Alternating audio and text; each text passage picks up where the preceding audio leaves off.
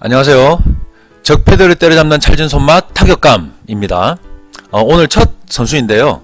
오늘은 최근 논란이 되고 있는 SPC 투쟁에 대해서 알아보겠습니다.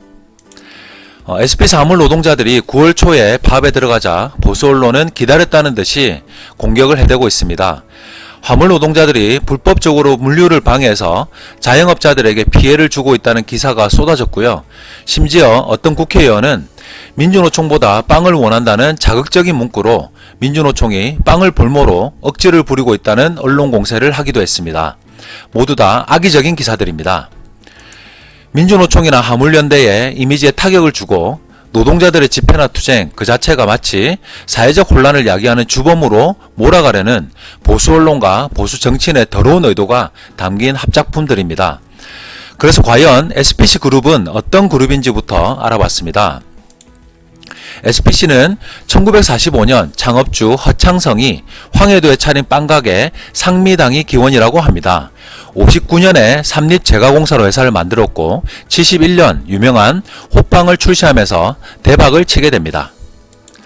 허창성은 장남에게는 삼립식품을 물려주고 차남에게는 샤니를 물려줍니다. 그런데 삼립식품은 97년에 부도로 법정관리에 들어가게 되고 샤니는 승승장구하게 됩니다.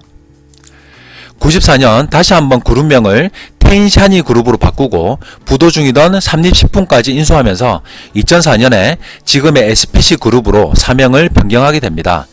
현재 전국에 6,500여 개 매장이 있을 정도로 구멍가게가 아니라 엄연한 그룹으로 성장하게 됩니다. SPC의 지배구조는 파리그라상이 지주회사로 있고 이것을 허시 일가가 100%로 소유하고 있습니다. 계열사는 SPC 삼립과 SPC GFS, BR코리아, 샤니 등이 있는데요. 요즘 문제가 되고 있는 것이 바로 SPC 삼립과 물류자회사인 SPC GFS입니다. 그리고 매장은 익숙한 게 많은데요. 파리바게뜨, 카페 바스쿠치, 베스킨라빈스, 던킨도너츠 등이 있습니다. 파리바게뜨는 얼마 전 노동자들 직접 고용 문제와 노조 탄압으로 시끄럽기도 했습니다. 이렇게 덩치가 크다 보니 당연히 승계 문제가 중요할 건데요. 그러다 사고를 하나 치게 됩니다. 작년에 계열사 내에서 부당거래로 공정위로부터 무려 647억이라는 과징금을 맞기도 했습니다. 현재는 소송 중에 있다고 합니다. SPC의 작년 영업이익입니다. 전자공시 시스템에 의하면 작년 영업이익이 무려 447억입니다. 자, 이제 감이 좀 오시지요? SPC가 어떤 그룹인지. 그런데 물류를 담당한 화물 노동자들의 목소리를 들어보면 얼척이 없습니다.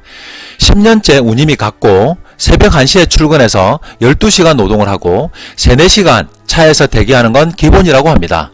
한 달에 고작 4일 쉬었고 심지어 빵을 상하차하는 업무를 억지로 시키기도 했답니다. 그래서 노동자들이 당연히 요구를 하지요. 노동환경 개선하자고. 그런데 노동자들의 요구가 너무나 소박했습니다. 차 좀 늘리자는 거죠. 당시 노동자들은 회사를 위해 대승적으로 합의를 했고 그 결과가 차량 2대를 늘리는 것이었다고 합니다. 그런데 이걸 사측에서는 합의를 지키지 않았습니다. 그래서 불가피하게 파업투쟁에 돌입했다는 것이 화물 노동자들의 정언입니다. 더 문제는 파업투쟁이 시작되자마자 기다렸다는 듯이 계약을 해지하고 손해배상하겠다고 협박을 하고 있답니다. 경찰은 그에 항의하는 노동자들만 잡아들이고 있는 상황입니다.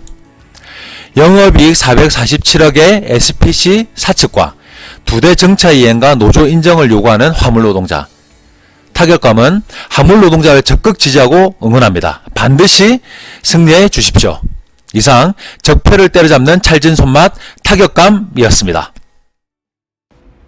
타격감의 제작 방향은 민주노총 부산본부의 정책 방향과 다를 수 있습니다. 같을 수도 있지. 야, 근데 우리 교육 콘텐츠인 거 이야기했나?